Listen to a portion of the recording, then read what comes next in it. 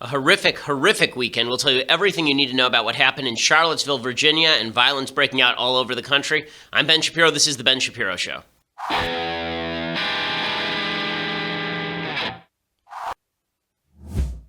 Okay, so we have just an enormous amount to get to today. I want to explain to you the roots of what happened in Charlottesville, Virginia. I want to explain to you the violence of Antifa. I want to explain to you the violence of the alt-right and what the alt-right is and why people on the right are misperceiving what the alt-right is. We're going to go through all of that, so it's going to be a very difficult show. I mean, I don't want to pitch this badly, but the fact is that we're going to go through a lot of very difficult and nasty material today because, unfortunately, what we saw in Charlottesville, Virginia over the weekend is the apotheosis of the nastiness that's been building in our country for the last several years, and it came to a head on Saturday in Charlottesville. So we'll talk about all of that. But before we get to that, I first want to say thank you to our sponsors over at Ring. So Ring's mission is to make neighborhoods safer. Today, over 1 million people are using the amazing Ring video doorbell device to protect their homes. The way that it begins is that if somebody tries to knock on your door and then knows that you're not home, they might break into your house. Ring gives you this doorbell where they hit the doorbell and you can pick up the doorbell from anywhere you are. It can be across the country and you know that your front door is ringing. There's a camera on it so you can tell who's at your front door, whether to let them in or not.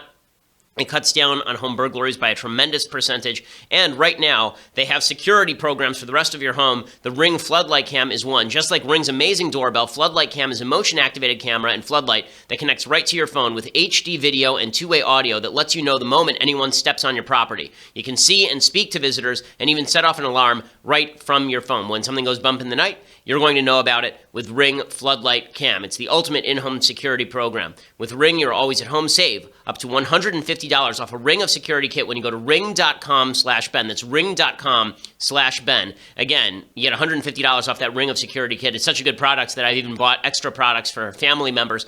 Ring of Security Kit, go get it. Save up $150. Ring.com/Ben. Ring.com/Ben. That also lets them know that we sent you. Okay, so I first want to go through what exactly happened in Charlottesville and then President Trump's response, who the various players are. By the end of today's show, you're going to know everything that you need to know about the current status of relations between the social justice warrior left and the alt-right. You're going to know everything you need to know about the Trump administration and their relationship with the alt-right. You're going to know what the alt-right is by the end of today's show. So today's a very information-driven show, and also I have to say that there are just so many garbage people who refuse to acknowledge evil on any side. You have the left refusing to acknowledge the evil of Antifa. You have the right, many on the right, refusing to acknowledge the evils of the alt-right or trying to blame the evils of the alt-right on the SJWs. It is possible to hold two thoughts in your mind at the same time. The social justice warrior left, the Antifa, race politics, intersectionality left, is vile, and Antifa is getting violent, and all of this has been true for months. And the alt-right is a vile, disgusting, repulsive, utterly morally inconceivable movement. The alt-right is a horrible movement. And just because you think you're alt-right doesn't actually mean you're alt-right. We're going to explain to you what the roots of the alt-right are, where it came from, how it was mainstream, and who mainstreamed it. And we're going to talk about President Trump's response to all this. So let's just jump right in. Let's start with what actually happened. So here's some of the video. On Saturday, there was something called Unite the Right. Unite the Right was an event organized by people like Richard Spencer. A bunch of white supremacists decide that they are going to, white separatists, white nationalists decide they're going to put together this march in Charlottesville, Virginia. And they get, I guess, about 1,000 people to show up. On Friday night, they have a torchlight parade holding tiki torches, and it's a bunch of nerdy losers who have never been laid in their lives showing up to talk about how black people are awful, and they think this makes them cool. They did that on Friday night. And then in Charlottesville the next day, they were doing a march, and things take a turn for the worse because Antifa shows up. And some of the protesters, I'm sure, are people who are not Antifa. They just want to protest the white supremacy, the white supremacism that they're seeing on display. And some of the people definitely are Antifa. The violent people are Antifa. It's sort of like what happened at Berkeley when Milo Yiannopoulos spoke there. You had some leftist protesters who showed up, and then Antifa came in and decided to make the whole thing violent. We've seen this sort of thing happen all over the country. So that's nothing new. Okay, we saw that happen at Berkeley. And we've had on people on the show who were victims of that violence in Berkeley. We've seen it happen in Sacramento, California. We saw it happen in Seattle again over the weekend. So we're going to show you some of this footage. So here is a little bit of the video of Antifa getting violent in Charlottesville on Saturday. So you can see it's hard to tell which protesters are which. Some of the white supremacists carrying Confederate flags. I guess some of them had Nazi flags. Just disgusting people walking down the street, and some media members. And then you're going to see in just a second some Antifa people in the far left of your screen jump into action, and now everybody's pounding on each other. People swinging flags at each other, a girl getting hit, and her going after a guy. So, and turns into a melee. First thing that you do have to ask here is, where the hell are the police? Where the hell are the police? I mean, this is a legitimate question to be asking at this point. You know, we've seen these sorts of violence incidents break out. Again, they did in Seattle over the weekend, too. We'll show you some tape of that. They've been breaking out all over the country, and the police seem to either be overwhelmed or to have stand-down orders. I don't know where the governor of Virginia is knowing this is going on, but this is a situation where the National Guard should be there. Listen, the alt-right is disgusting, awful. Okay, I've been spending a year. I was the #1 target of the alt-right last year in the journalistic community. I received over 8,000 nasty, anti-Semitic, racist tweets directed at me in the middle of last year's election cycle, specifically because I was anti-alt-right. And they still have a right to speak, and they still have a right to march, and they should be protected by the police. So I don't know where the police are in any of this. But what's funny is that you can see Antifa jumping into action and getting violent. The left has tried to suggest that Antifa was not involved in the violence in any way. Now, Antifa being involved in the violence does not justify either the perspective or the violence you're going to see from the alt-right. Okay, none of that justifies any of this. But it would be remiss, factually speaking, to pretend that Antifa was not involved in this. Antifa is a communist group. Antifa is basically a bunch of reds fighting a bunch of brown shirts. So we're now having a replay of the Weimar Republic, reds versus brown shirts on America's streets. One of the things that was amazing is that a reporter for the New York Times acknowledged as much. A reporter for the New York Times, Cheryl Gay Stolberg, she tweeted out, the hard left seemed as hate-filled as alt-right. I saw club-wielding Antifa beating white nationalists being led out of the park. Okay, and a bunch of people on the left then hit her, and they said, well, they weren't hate-filled. They weren't hate-filled. And she retracted, and she said, oh, they weren't hate-filled. They were just violent. Okay, no, they can be hate-filled too. And that is a New York Times reporter saying all that. Okay, so you can see some of the violence, it looks like, was launched by Antifa, but some of the violence obviously was coming from the white supremacists too. Here's some of the white supremacists getting violent. I guess this is another point during this march. You can see the white supremacist guy charging into the crowd, people hitting each other. You can tell the white supremacists because they're carrying this shield, this kind of white supremacy shield. It's a white shield with a black cross on it. People beating the hell out of each other. Folks with Confederate flags and all the rest of this. Okay, and now you can see. Okay, so that's enough of that one. We can also see that some of the people who were arrested in Charlottesville were members of the left. So again, I'm trying to point out that the violence at the beginning was on both sides. Then we'll get to the actual murder. Okay, so the violence was on both sides in this particular instance. That's not to say that people who are anti-white supremacy are the same morally as people who are white supremacists. They're not. And it's also not to say that reds are the same as everybody who's in the crowd, because that's not true either. But it is fair to say that violence on all sides is not appropriate in a civilized society. Here is clip 26. There's one of the guys arrested in Charlottesville was a counter-protester who punched a female reporter.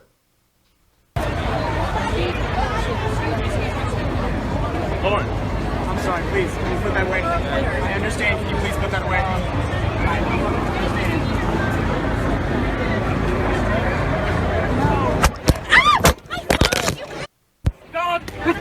Recording! Hey, look. Okay, so you can't really see much there, but the woman who's holding the camera is a reporter, and she's socked in the head by one of the Antifa, presumably counter-protesters. This is not rare, okay? So to pretend that the left is not violent in these situations it's just dishonest, okay? So you can see that the Charlottesville organizer, right? People were celebrating this, but the organizer of this Charlottesville march, he was doing a press conference on Saturday after all of this, and he was punched in the face and chased off the grounds. Where are the cops for all of this? There he is, this twerp, right, getting chased off the grounds. And then you'll see someone come in and clock him.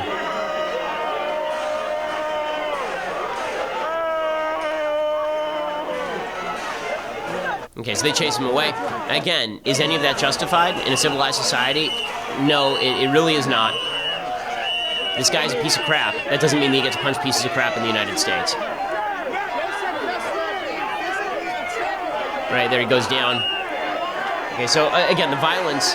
So again, the violence was happening from both the left and the right here. And by the way, it's happening across the country from the left. Okay, so in Richmond, there was a photojournalist who was covering another one of these rallies, and the photojournalist was hit by a member of Antifa. Here is clip 27. We're here. We're gay. We fight the KKK. We're I mean, I don't know if you're present for the whole like during the fourth thing. Stop filming, bro. Stop filming. So someone says to him, stop filming, to this reporter. And boom, the guy gets hit, right? So again, another one of these Antifa protesters who decides to hit a reporter. In Seattle yesterday, there was another one of these rallies. This time it was not a white supremacist versus red rally. This was apparently just a pro-Trump group that has openly disavowed any sort of white supremacism. And the Antifa protesters show up and start beating the crap out of people. Let's go! Let's go! Give me some fight! The police are trying to protect the people who are marching. And you can see they're starting to be hit by the left-wing protesters. The police are being hit by the left-wing protesters. Okay, so this sort of stuff has been happening all over the country. The left has been ignoring it because they prefer to focus in on the narrative about right-wing violence. Now, to pretend that right-wing violence doesn't exist is stupid. Okay, it does. Okay, when I say right-wing, I mean alt-right, because there is a difference between constitutional conservatism, as I'll explain, and the alt-right. The alt-right is anti-SJW, but they are not conservative in any marked way, in any real way. They oppose the Declaration of Independence. They oppose the Constitution of the United States. They are not in favor of individual liberty. They are not in favor of equality before God. They're not in favor of any of those things. We'll explain what the alt-right is in just a second. So to call it right-wing violence is even there a bit of a misnomer. But, of course, the most important and horrifying thing that happened on Saturday was the tape we've not yet shown, and this is an actual tape of a murder taking place. This is a 20-year-old piece of crap alt-righter from Ohio who takes his car and rams it into a bunch of the protesters against the alt-right in Charlottesville. Here's the actual tape of it. Here comes the car. You see him. He actually accelerates into the crowd. 1 dead, 19 injured. And then people crowd around behind the car. And the guy reverses and comes back at 40 miles an hour down the street.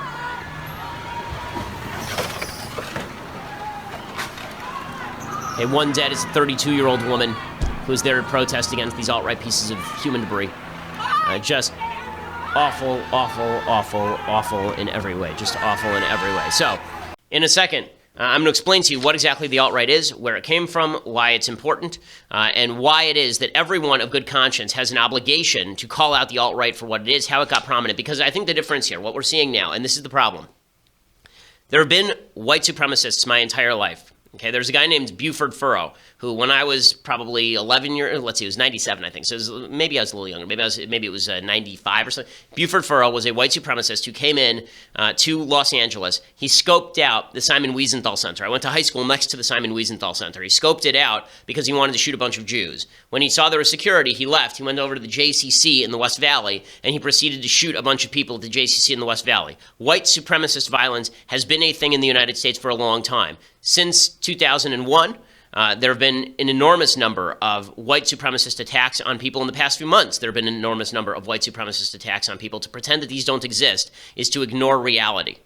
Okay, it's not to suggest that they're the only people committing violence, but who cares? That's not the point. The point is that there are a group of white supremacists who do commit violence, and they were always a fringe group. But now you are seeing white supremacists, people who hold that ideology, marching openly in the streets, celebrating, and something has changed. And we're going to talk about what has changed in just a second. But first, I want to talk to you about an advertiser and thank them for their sponsorship, the 5-4 Club. So, 5-4 Club is a fantastic, fantastic service. What they do is they ensure that you are well-dressed even if you don't know how to dress. So you go over to 54club.com, and each month they send you a curated box of 2 to 3 items that are handpicked to match the current season and your style. They've been helping men with fashion for over 15 years. They ship to over 100,000 men every single month. If you don't know how to build a wardrobe, they make it happen for you. Right now, you get $120 worth of clothes for just $60 a month. You can pause or cancel your membership at any time with no commitments. You also receive up to 50% off items in their online shop. They have an online shop, so it's not just you wait for the box to come. You can go and proactively buy things.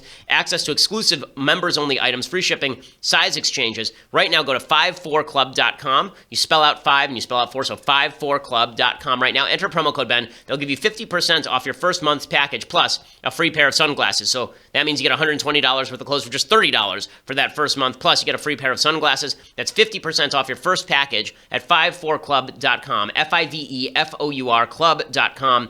Promo code Ben. 54club 544club.com, promo code Ben. I think that looking good is an obligation in today's day and age, and 54 Club can help make it happen for you. If you don't know anything about fashion, even if you do, they'll make your wardrobe better. 54club.com, promo code Ben to get that special deal and let them know that we sent you. Okay, so let's start off with this. What is the alt-right? So the alt-right is marching in the streets, and the alt-right is supposedly, there's a lot of misperception. People on the left are calling everyone on the right alt-right and saying everybody's a Nazi. That's absolute garbage. Okay, the alt-right is its own movement. The alt-right is a group of white supremacists who believe, essentially, that Western civilization is an outgrowth of white race, and that threats to white race are a threat to Western civilization. That's the basic premise of the alt-right. Okay, a lot of people think they're alt-right now because they like memes or because they believe in the god of Kek, right? Kek is this like memery that you see on 4chan and Reddit.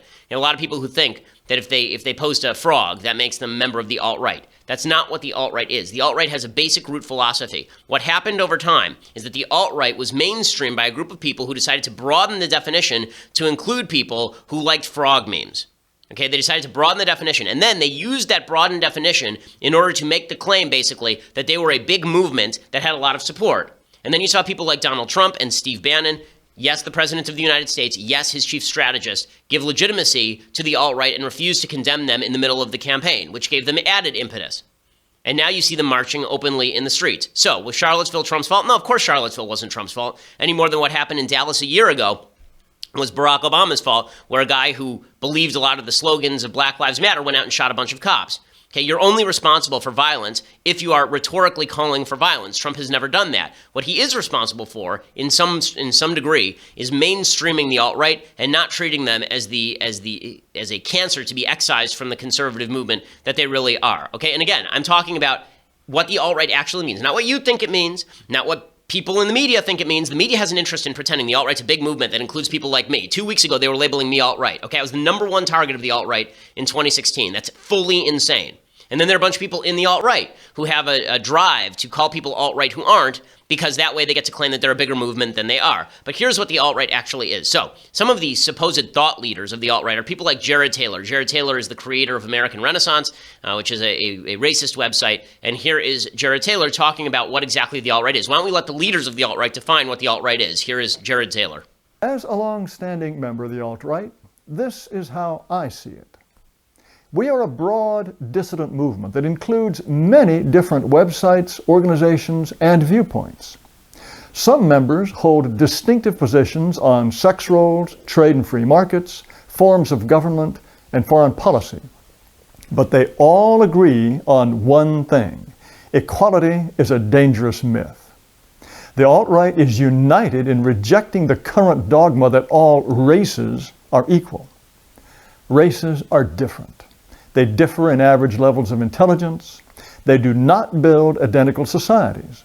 And there is no reason to think non-whites can maintain Western civilization, the civilization that whites created. Okay, so that is Jared Taylor pointing. I mean, that's a very good synopsis of what the alt-right believes. And he's not the only one who says this. Richard Spencer, one of the guys who was at this rally yesterday, a sort of Nazi sympathizing piece of garbage. Here is Richard Spencer also summing up what the alt-right is. Well, I would describe it, if I could sum it up in one word, I would say identity. It is an identitarian movement. It's an identity politics for white people in North America and really around the world.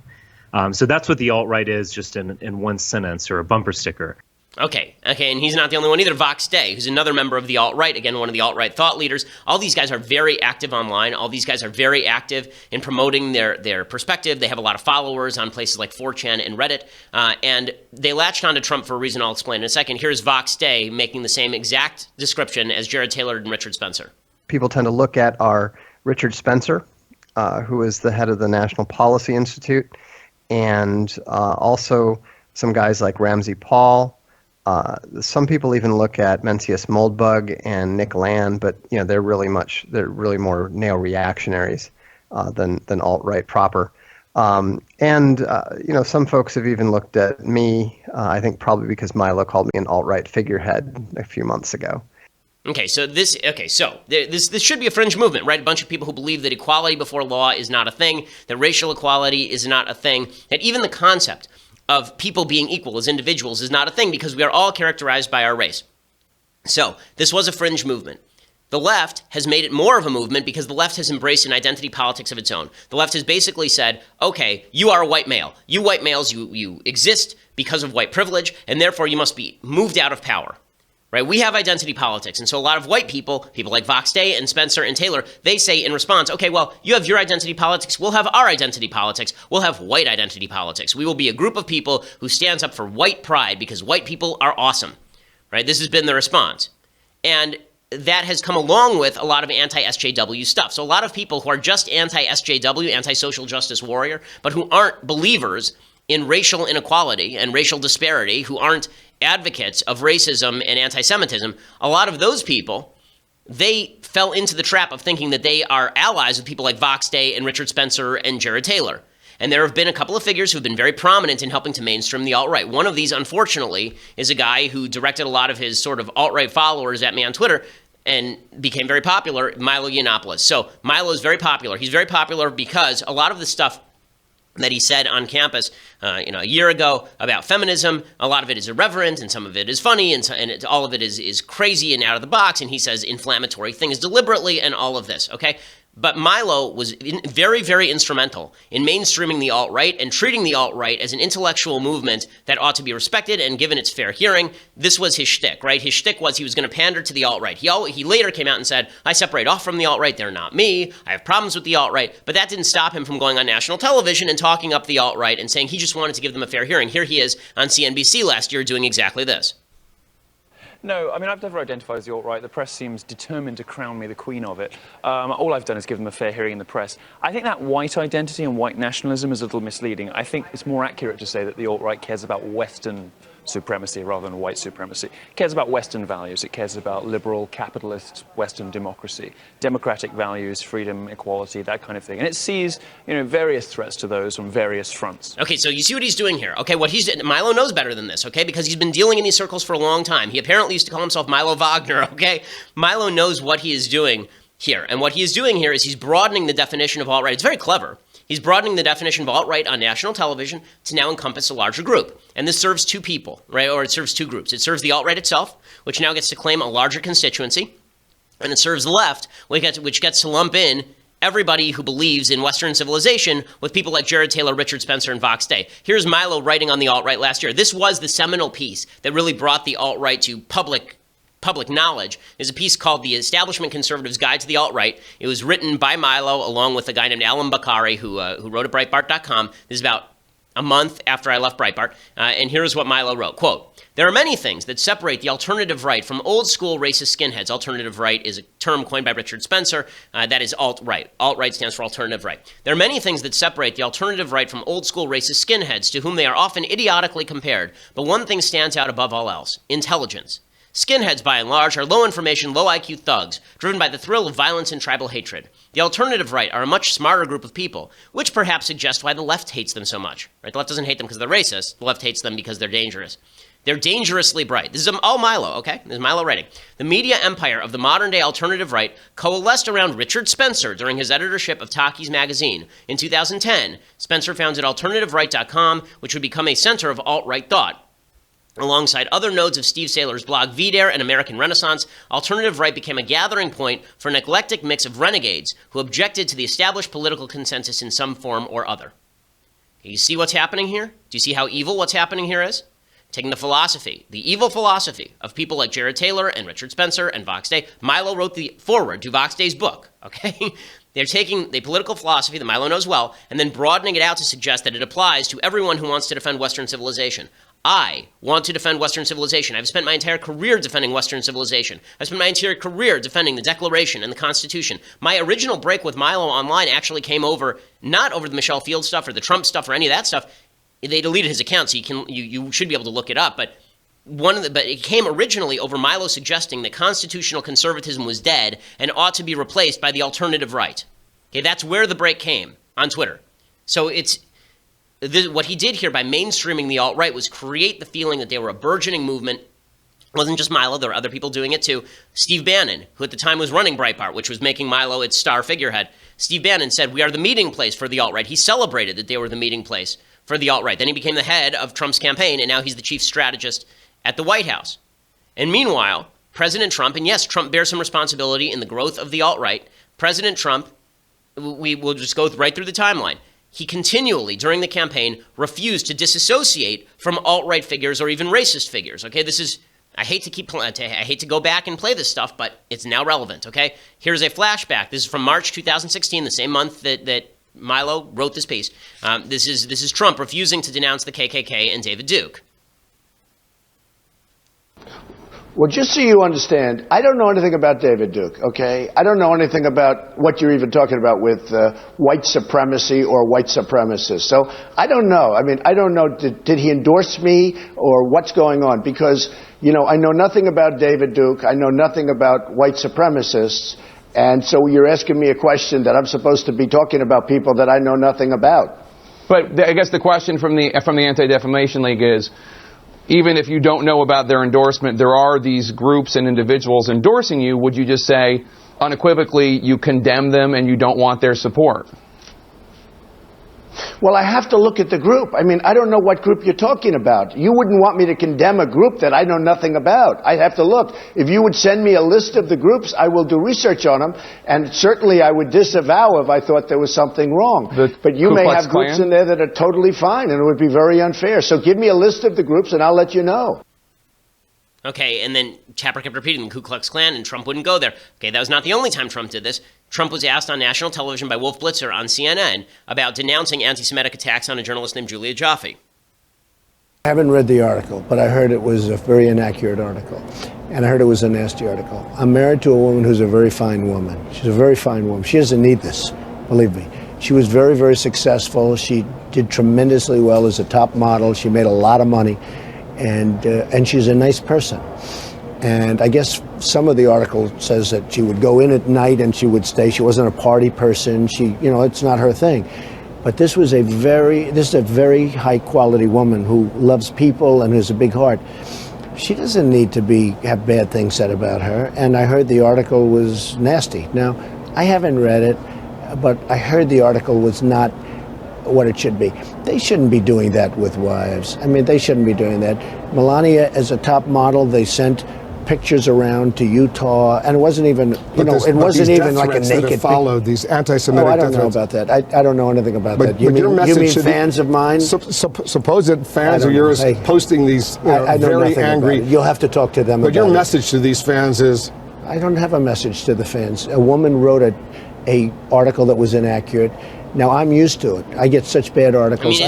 So again, there's another incident where Trump did this. And again, Steve Bannon at the same time talking about how his website is the meeting place for the alt-right. And so what happens is that the alt-right believes that because Trump is anti-political correctness and because he's anti-SJW and because he keeps refusing to denounce the alt-right in any sort of vigorous terms, and Trump never has a problem denouncing his enemies in vigorous terms, they begin to latch on to him. And that's not entirely Trump's fault, but it's at least partially Trump's fault. And so that's why in Charlottesville, you see David Duke marching around talking about how Charlottesville is really about Trump.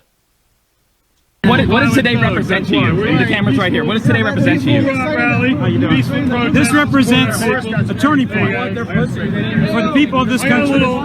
We are determined to take our country back. We're going to fulfill the promises of Donald Trump. That's what we believed in. That's why we voted for Donald Trump, because he said he's going to take our country back, and that's what we got to do. Okay, so the fact is, okay, and these are unpopular things to say. I know a lot of the people who listen to the show voted for Trump. I'm not blaming you for voting for Trump. I never blamed anyone for voting for Trump to stop Hillary Clinton. But to pretend that Donald Trump didn't have to do with looking the other way with a lot of this stuff during the campaign would be just factually untrue. It would be factually untrue. And I think it's important for us as constitutional conservatives to call out bad things when they happen, to call out evil ideologies when they crop up. The alt-right is an evil ideology, this ideology that says white nationalism, this ideology that says that race is inseparably tied from ideology. That's what I hate about the left. I hate the identity politics of the left, and I don't believe in the identity politics of the right. It's evil. It's nasty.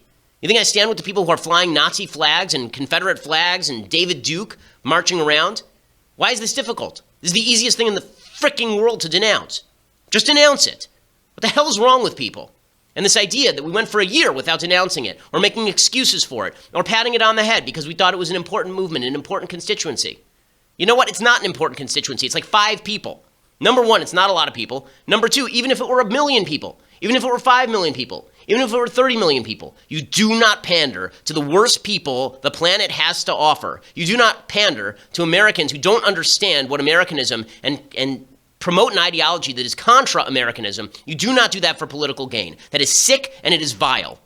Okay, and there are a lot of people who were doing it during the campaign, and it's continued now, and it should stop immediately. And even people on the right now know this, okay? A lot of people on the right now know. Now, listen, I feel the same way about the left. When it comes to the left, who won't denounce Antifa? When it comes to the left, that won't denounce the Marxist intersectionality philosophy that they've been promulgating. When the left won't denounce riots in Ferguson or Baltimore. When the left continues to pretend that violence in places like Berkeley and Sacramento and Seattle and Richmond and Charlottesville, coming from the left, when they pretend all of that is no problem at all, the only problem is that of the right, all they're doing is pushing people into the arms of the alt-right. You have two vile movements pushing more and more people into each other's arms. It's horrifying. It's horrifying and disgusting. I'm going to get to Trump's response in just a second. But for that, you're going to have to go over to dailywire.com. For $9.99 a month, you can subscribe to dailywire.com. You get my show live. You get Andrew Klavan's show live. It's a video show, so you get to see it. You get to see all the video that we're showing, which is imperative when you're talking about topics like this. dailywire.com, $9.99 a month. Michael Knowles' show is live today. That's starting at, I think, 12:30 today. I'm sorry? 1:30 today, and Klavan's show comes up right after this one at like 10:30. So stick around for that when you get the subscription at dailywire.com, or you can get an annual subscription. And with the annual subscription for $99 a year, you get this, the most magnificent tumbler that ever was or shall be. Leftist Tears, hot or cold, from the Daily Wire, and you get this tumbler. So you get that with the annual deal, or just go over to iTunes or SoundCloud and subscribe. Make sure, do both. Subscribe to our site and go over to iTunes or SoundCloud and hit subscribe and leave us a review. We always appreciate it. We continue to be, by far, the largest conservative podcast in the nation.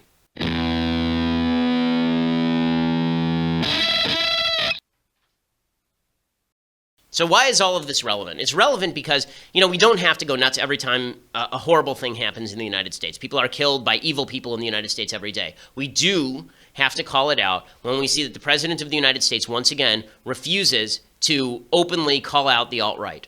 Okay, I know that President Trump, and I don't think it's coming out of any sort of sympathy for the alt-right. I don't think that Trump is an alt-righter.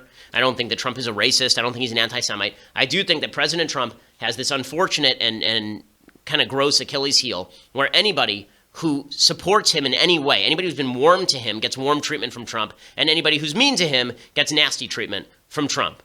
Right? The proof in point is we'll hear Trump's statement in just a second, but this morning, the head of Merck, the Merck CEO, a guy named Kenneth Frazier, who's a black guy, the only member of President Trump's commission, I think it's his panel on American manufacturing, or his council on American manufacturing, he resigned this morning because of Trump's comments, which he felt didn't go far enough, and Trump promptly went on Twitter and denounced him and suggested that he was involved in price fixing, essentially. So Trump went directly after him. We've seen him go harsh after people like Mika Brzezinski, and Joe Scarborough, and Britt Hume, and John McCain, and Ted Cruz, and Ted Cruz's father, and Ted Cruz's wife. I mean, we've seen him go hard after 1,000 people. When it comes to the alt-right, then suddenly he seems to swallow his whistle. And it turns into, okay, well, I just condemn everybody equally. Here is what Trump had to say immediately after all of these events on Saturday. We condemn in the strongest possible terms this egregious display of hatred, bigotry, and violence on many sides. On many sides. It's been going on for a long time in our country. Not Donald Trump, not Barack Obama. This has been going on for a long, long time. It has no place in America. What is vital now is a swift restoration of law and order and the protection of innocent lives. No citizen should ever fear for their safety and security in our society. And no child should ever be afraid to go outside and play or be with their parents and have a good time. Okay, and then he continued. He was specifically asked about white supremacism, and he just walked away from the podium, apparently. Here he is talking about how hate and division have to stop. I just got off the phone with the governor of Virginia, Terry McAuliffe, and we agreed that the hate and the division must stop, and must stop right now. We have to come together as Americans with love for our nation and true affection, really, and I say this so strongly, true affection for each other. Okay, so this is milquetoast nonsense, okay? Well, what he's saying here is milquetoast nonsense. And what the reason it's milquetoast nonsense is not because we shouldn't call for unity. We should. But this would be a good time to call out all of the bad people. You know, Trump spent an enormous amount of time over the last 5 years saying that Barack Obama refused to call out radical Islam. That was true. And Trump has been very strong and forthcoming and correct in calling out the dangers of radical Islam. Okay, he should be just as forthcoming in calling out both the alt-right for what it is and Antifa for what it is. There's nothing wrong with him getting up there and saying the alt-right represents an evil racist movement. And it's an evil racist ideology. It's disgusting. And use of violence is unjustified in any civilized country. And you could say the same thing or something similar with regard to the Antifa Marxist group that seems to believe that everybody who they disagree with ought to be protested, not only protested, who cares about protest, that's fine, but punched. Right? He could have said all those things. That's not difficult. None of this is hard. None of this is difficult. But Trump didn't do that. So he said all this, and everybody went, wait, that was it? That's all you got? And we can hear the rest of his statement. So many incredible things happening in our country. So when I watch Charlottesville, to me it's very, very sad. Above all else, we must remember this truth. No matter our color, creed, religion, or political party, we are all Americans first. We love our country. We love our God. We love our flag. Okay, so it's a bunch of just stuff, right? I mean, he just says a bunch of stuff. And if Obama had done the same thing, and he did do the same thing, I ripped him up and down at the time. Go back, listen to my podcast after the Dallas shootings. I did the exact same thing at the time. In fact, here was Barack Obama doing something very, very similar after the Dallas shootings. The FBI is already in touch with the Dallas police, and anyone involved in these senseless murders will be held fully accountable. Justice will be done. I will have more to say about this as the facts become more clear. For now, let me just say that even as yesterday I spoke about our need to be concerned as all Americans about racial disparities in our criminal justice system, I also said yesterday that our police have an extraordinarily difficult job, and the vast majority of them do their job in outstanding fashion. I also indicated the degree to which we need to be supportive of those officers who do. Okay, at no point in here did Obama ever even come close to condemning the ideology that police are the bad guys. At no point did he come out and say that. In fact, at the funeral for the Dallas slain, he came out and reiterated that police officers were what was driving the entire conflict. At the time, I said, this is disgusting what Obama's doing. Go back and listen to it. At the time, I said this. Okay, so nothing new under the sun. But it doesn't matter if it's coming from left or from right. Evil people, evil ideologies should be condemned full-throatedly. This is not difficult. It's not difficult. Okay, so the media, of course, have gone insane over all of this, like beyond even what is necessary. I think this is a critical moment for the country. Apparently, President Trump is going to speak momentarily about Charlottesville, probably try to put a Band-Aid, some ointment on the boo-boo. It's a little bit late. Okay, he should have done this by Saturday. I don't understand why this happened. Okay, the White House came out later and they made some sort of statement suggesting, well, he really meant that he condemned the alt-right when he said his statement. Why doesn't he just come out and say that? Why didn't he just come out and say that? Why we have 48 hours to do a presser? It's ridiculous. There's no reason for that. And his silence means something to the bad guys, okay? Here's the Daily Stormer. This is an actual neo-Nazi website. Quote, Trump outright refused to disavow. People saying he cucked. Cucked means people like me who don't like racism and anti-Semitism. We are cucks, according to the alt-right slang. You know, again, not to bring Milo up again, Milo sent me a picture of a black baby on the day of my son's birth because I was a cuck, because I didn't sufficiently support the alt-right agenda or President Trump. The idea behind the alt-right, the word cuck, is that people like me are for race mixing and therefore are fine with my wife having sex with a black man. That's the idea. So that's what the language means. As people saying he cucked are shills and kikes. Okay, that's the actual word they use. He did the opposite of cuck. He refused to even mention anything to do with us. When reporters were screaming at him about white nationalism, he just walked out of the room. Okay, that may be unfair to Trump, but that's what the white nationalists are seeing. That's what the white supremacists are seeing, which is why it is important for good leaders, powerful leaders, to come out and condemn evil when they see it. For God's sake, it's not difficult. It's not difficult. Okay, so the media, of course, says that Trump shares responsibility for what happened in Charlottesville. That I disagree with. Again, I think Trump shares responsibility for the growth of the alt-right. I think that Obama shared responsibility for the growth of the Black Lives Matter movement and for the intersectional SJW movement. But to suggest that Trump shares responsibility for the violence, again, Trump has not espoused violence, so that's just a left-wing talking point. Here's Cokie Roberts making that point, though. Who shares responsibility in this? Who shares responsibility? It's not only the man, it's not only the movement, but anybody that points their fingers at Mexicans and Muslims shares responsibility well, the as well. president has to share responsibility. The fact is that through that campaign, he blew all kinds of whistles that those of us who grew up in the Jim Crow South, like I did, recognized immediately.